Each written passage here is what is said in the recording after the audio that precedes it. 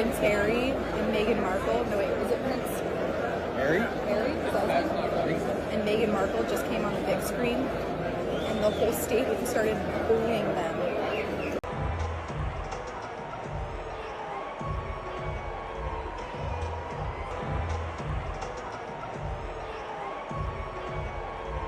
You know what that was, right? That was the sound of victory. Harry and Meghan just got booed louder than if the Dodgers actually banned beer at ball games.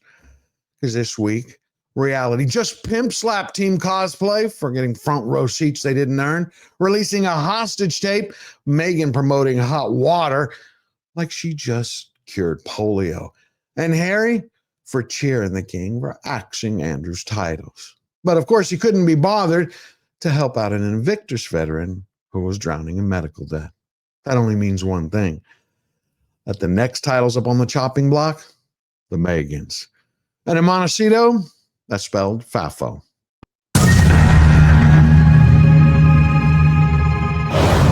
Welcome to FAFO, where delusions meet gravity and we drop culture from orbit just to see what survives. If you're new here, hit subscribe.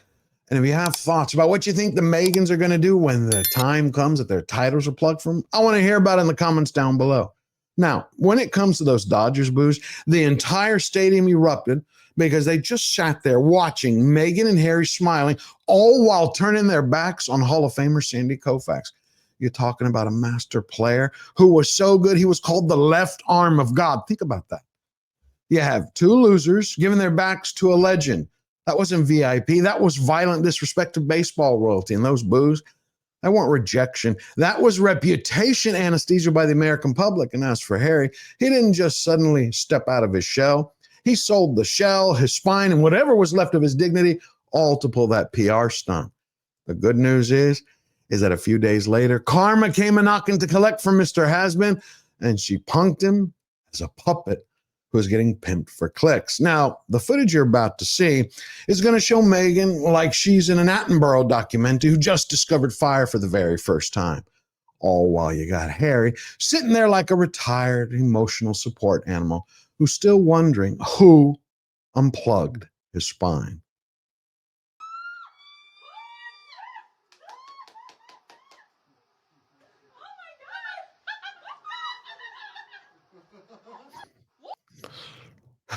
We got to roll that one more time. Now, I want us to zoom in on Harry.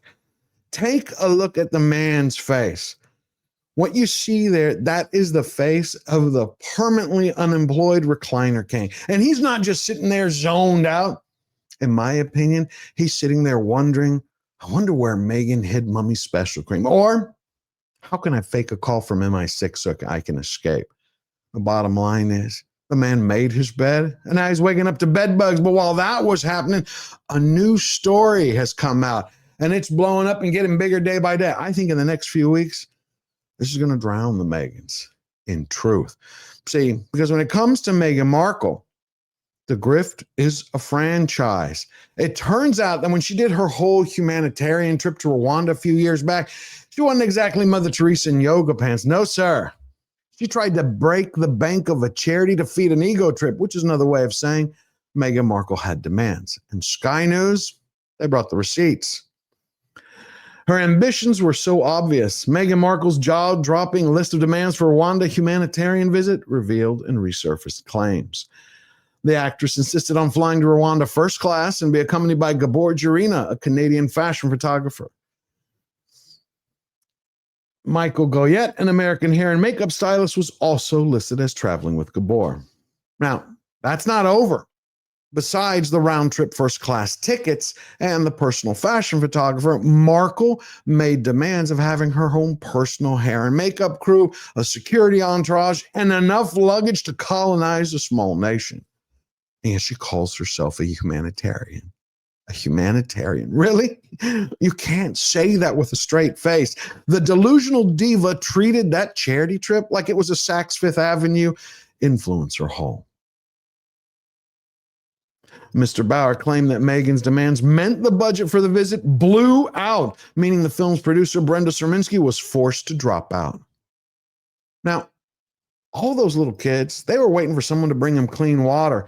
who represented World Vision, a representative like Meghan Markle, but instead they ended up being background extras in the Markle cinematic universe. She did not bring relief. She used that charity trip, in my opinion, as nothing more than to set the stage for Gold Digger Inc. while she was still on Suits. Just imagine it. The producer quit because Meghan's demands broke the budget. She flexed so hard on that charity trip that the charity couldn't even afford the charity part anymore. Yet the article's telling you her ambitions were obvious. It's like, yeah, no kidding. Meghan didn't go there to build well. She didn't go to help schools. She came there to hydrate her ego brand. You're talking about bottled narcissism, overpriced personality disorder meets zero charity context. Zero. And it's all because Meghan's feelings were hurt after the UN rejected her to be one of their ambassadors. The United Nations took one look at Meghan Markle and said, no thanks, and they shipped her off to the minor leagues of philanthropy. Well, turns out that even a global bureaucracy has standards. Yeah, when it comes to talking about people pretending to help others, we got to talk about Invictus. See, it was founded and built for wounded warriors, but it wasn't just by Harry alone. No matter what his PR whispers try to say. It was built by Prince William, Princess Catherine, the Royal Foundation, and all done with the blessing of Queen Elizabeth II. Invictus was made for men and women who gave their bodies, their peace, and their futures to remind everyone that they're not only warriors, they are winners, real heroes. A genuine article. What did Harry do with this organization? He used it like a costume, a cosplay crown, just so he can play the Prince of Purpose on Netflix, all while veterans fueled his bank account. Now, this story has been bubbling to the surface over about the last year and a half, but over the last few days, reality ripped that mask right off. And what you're about to see, just ugly. Watch. Grab my crutches, please. Scott Snow spent 14 years in the Navy, retiring with multiple injuries, depression, and PTSD.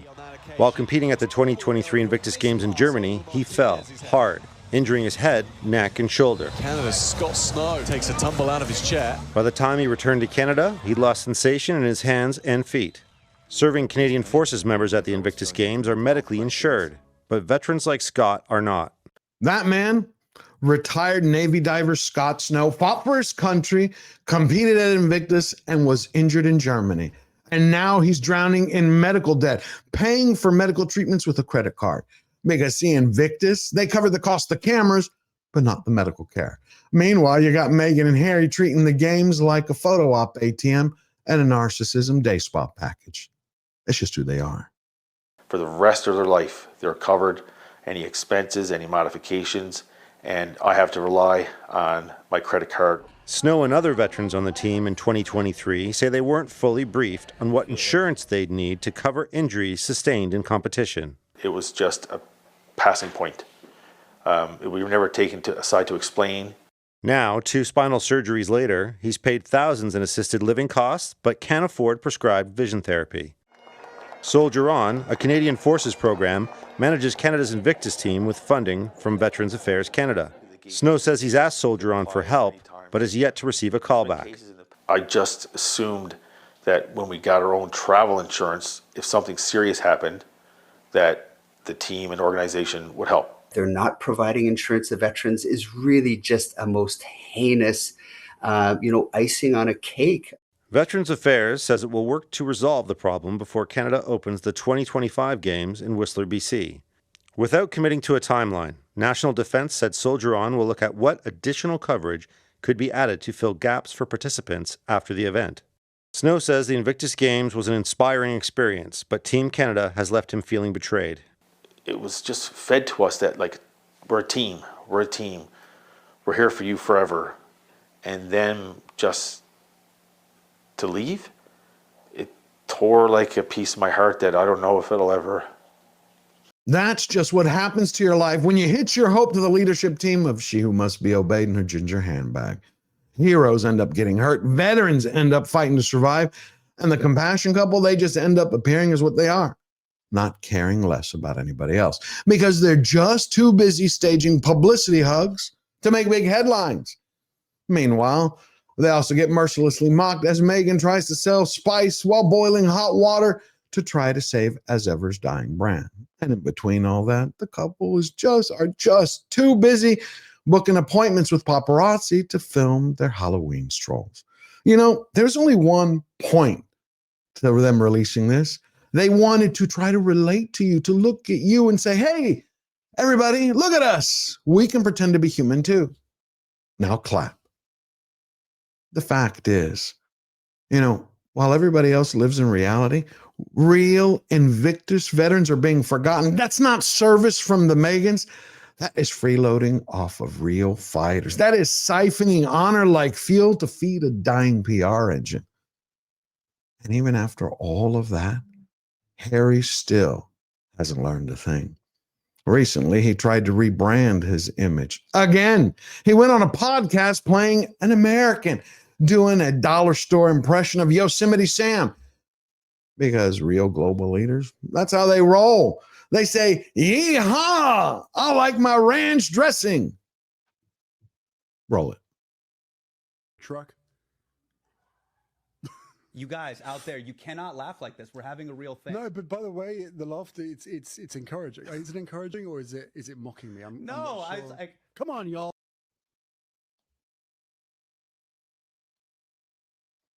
Did I foobar? You just paused there for a hot moment after the clip played. I forgot. I thought that was full screen. That's why I was looking down. No, but you're right. It's not full screen. Yeah, it's not full screen. Yeah. Do you want me to just like play the clip from the beginning again? And what do I do? Don't tell me I have to do the whole thing over. No, you don't have to do the whole thing over. I can just play the clip again, or I can just I can just play the clip again. And where are you gonna? But wasn't I talking? Oh, you'll play it after I say roll it. You'll play it. Okay. Exactly. So I'll just play the clip again, and okay, we'll cool. Okay. 3, 2, 1. Hey, do you like my cyber truck? You guys out there, you cannot laugh like this. We're having a real thing. No, but by the way, the laughter, it's encouraging. Is it encouraging or is it mocking me? I'm not sure. Come on, y'all. That's the man who went from boasting about flying Apache helicopters in Afghanistan to, look, Paul, I like breadsticks at Applebee's. Congrats, champ. You just officially became a street clown singing for your supper. And here you've spent years telling us about how you've been working on your mental health. Well, that's not growth. What we just saw Harry do, that's an Instagram hostage reading his own ransom note. But it gets worse. After that, the host actually mocked Harry's memoir to his face, and instead of defending it like a man, he giggled like a man baby who peaked on his wedding night. And then when he was asked what he does for a living, or better yet, what his children think he does, brace yourself. That's a good question. What do they think that I do? What do they think Dad does? They know that we help other people, but they don't know the background. What do they think you do? Well, let me just finish that line for Harry.